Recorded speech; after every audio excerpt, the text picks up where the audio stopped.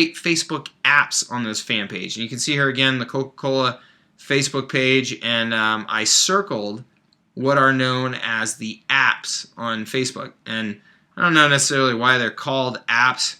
And you've probably seen these many times and didn't realize they were called apps. But just below the main image there on a fan page, you'll see these little boxes. And you can see they're labeled photos, likes, home, videos. And you can see there's a little drop-down menu to the right there where there's 8 more of those. So you can build these different apps inside of Facebook that these are great ways of bringing people off of your main page and getting them to take action on something specific on your page. So as an example here, you see the Coca-Cola ones. If you click through to one of these on Coca-Cola, you can see that what they have here is a song available from an artist and a little campaign going on here where you can win tickets to go to American Idol.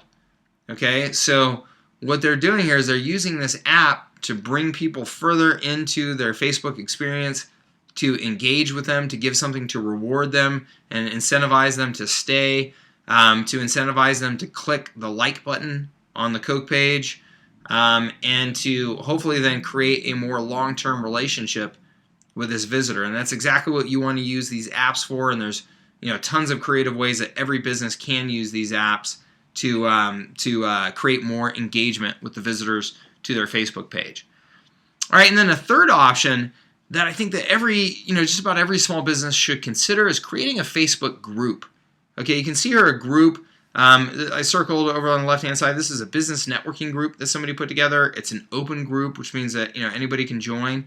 And you can see over on the right-hand side they have 1,711 members.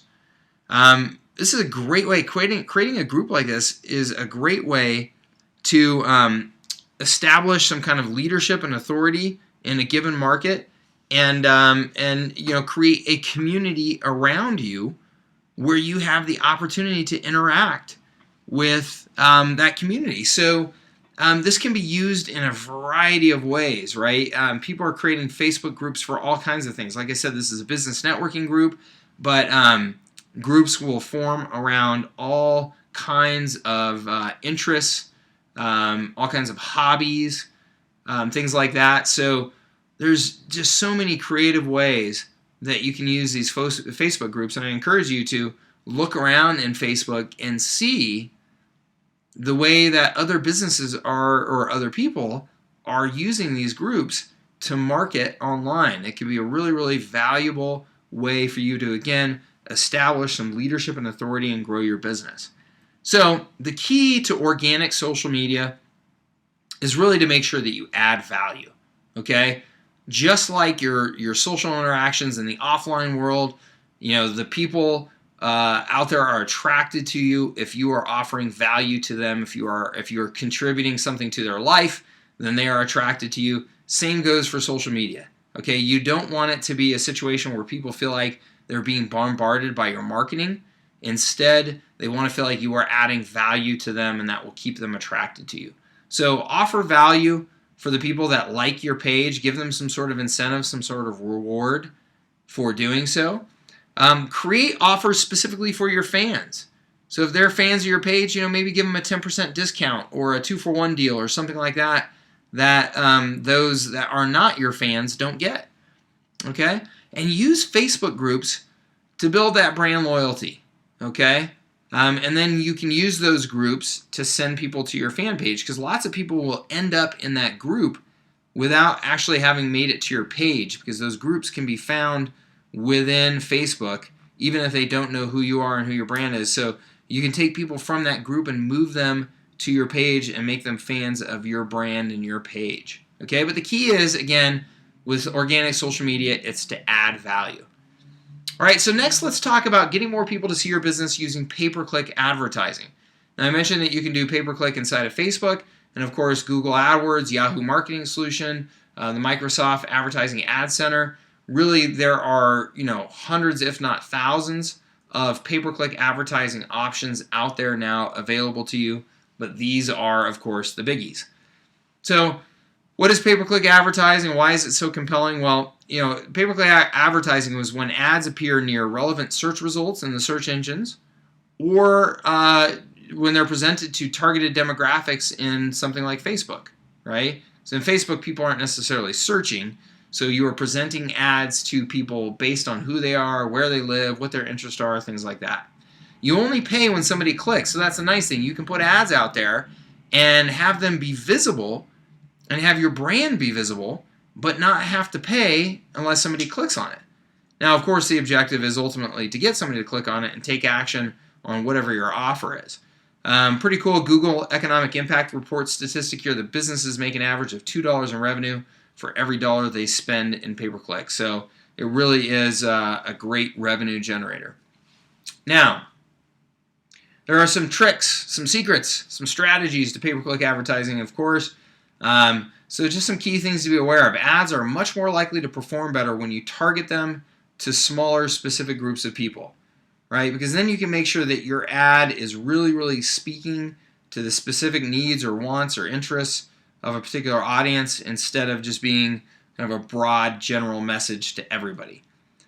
Display ads, which are the banner ads or image ads that you see out there, you want to display those ads to the people who are most likely to be interested in your product or service, right? So, and that goes for text ads or display ads, but you want to just make sure that you are using all of your targeting options to make sure that those go to the people who have the best chance of being interested in your products or services, and seem like the people who are your ideal customer. And then when you're doing that specific targeting, then you want to customize your message in your ad and customize the images that you're using and things like that to make sure that it's most appealing to that very specific audience that you're trying to reach. Now, the cool thing is with pay-per-click advertising, you can get very precise targeting. The targeting is different in the various advertising platforms. I mean, Facebook has absolutely amazing targeting, whereas Google would be a little less so, but still very robust. But you can target on locations, age, birthday, education, connections, demographics, psychographics, right? Their interests, their relationship status. It really is amazing how precise you can get. And that precision equals efficiency, and that's why pay-per-click advertising is a really cost-efficient and valuable form of advertising for just about any business, because you can control how much you spend by making sure that you are only advertising to the very specific group that you're trying to reach, as opposed to more mass media advertising in print or on television or radio, where you really are blasting to the mass market. With pay-per-click, you can really focus on that specific audience, which means that dollar for dollar, you have a very, very relevant message, and you're being very efficient with each dollar spent. So absolutely every business should consider pay-per-click advertising. All right, so that's how to reach more customers and get more customers. All right, we covered SEO, social media, and pay-per-click there. Now, let's talk about strategy number 2. That now that you have customers, the key is to maximize that lifetime value of their customers. You want to get them to spend more money with you over time and during that initial transaction with you, so that you can recover as much of those marketing costs as possible and make that customer as profitable as possible. So let's talk about that. The most famous upsell or cross-sell out there is, do you want fries with that order, or would you like to supersize that order, right? McDonald's made that very famous, 25 years ago or so now when they first rolled that out.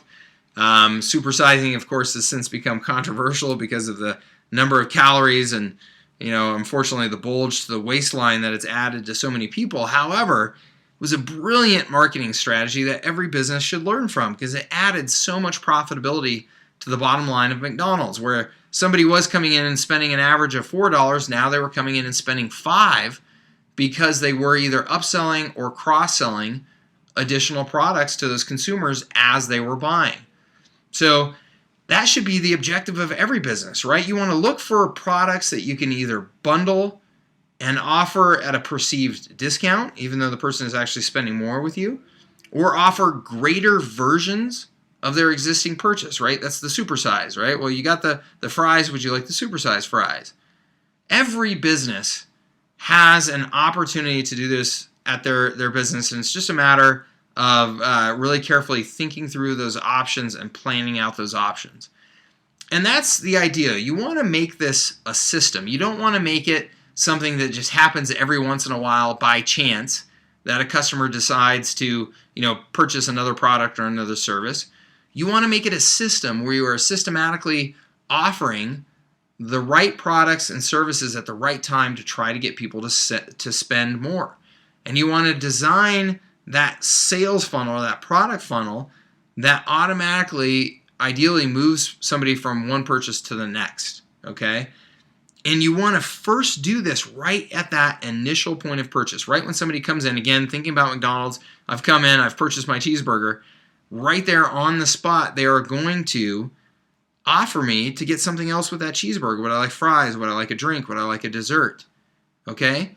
They're doing it right at that initial point of purchase because they know that that is when I am most likely to continue adding to my initial purchase. Now, this happens in all kinds of businesses. It's not just fast food, right? Look around you and you'll see it everywhere. You can see a good example here. This is on the Office Depot website. And if somebody goes to purchase a printer here, you see down below circled in yellow that I can get an additional warranty for my printer.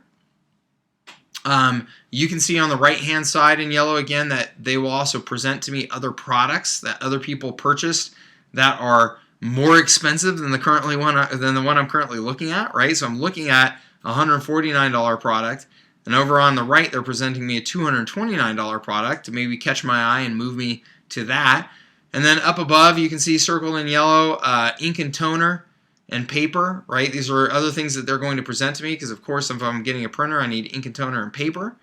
So Office Depot is doing a very nice job here of making sure that they are presenting me with all of the options that I may want associated with this initial purchase to increase the value of the transaction that's going to happen right here and right now. And again, every business has this opportunity. So look for logical ways at your business to either increase or extend the benefit of the original purchase. That's why I like to think about it. What can I do to increase the benefits of this original purchase, right? That's the supersize. Or extend the benefit of the original purchase, which may be, depending on what kind of business you're in, it could be that you're offering some sort of service, over time, that it's a recurring purchase. It could be that you're introducing me to just some additional products that are related, and again, extending that original benefit that I was receiving from my first purchase option. Okay? Now, another smart thing to think about here is offering a downsell option. Not everybody's going to buy the higher price thing that you present them with. Offering a step down from that is often a great way to get that initial purchase to happen. Okay, so you'll see this in all kinds of businesses. Again, I go to make a purchase for $10, and somebody presents to me an option to get the premium version for $25. I say no, and they say, well, no problem. Well, we also have this $15 version that doesn't have all the bells and whistles of the $25 version, but it's better than the $10 version you were originally after. That's a downsell. I said no to the original upsell. Now they're presenting me with a downsell option. And again, many people will take that option. So look for these options and strategically plan them. Another, fantastic thing to strategize is at your business, how can you create recurring revenue products and services? Okay, and again, just about every business has the ability to do this. I've seen pizza shops that sell memberships to their pizza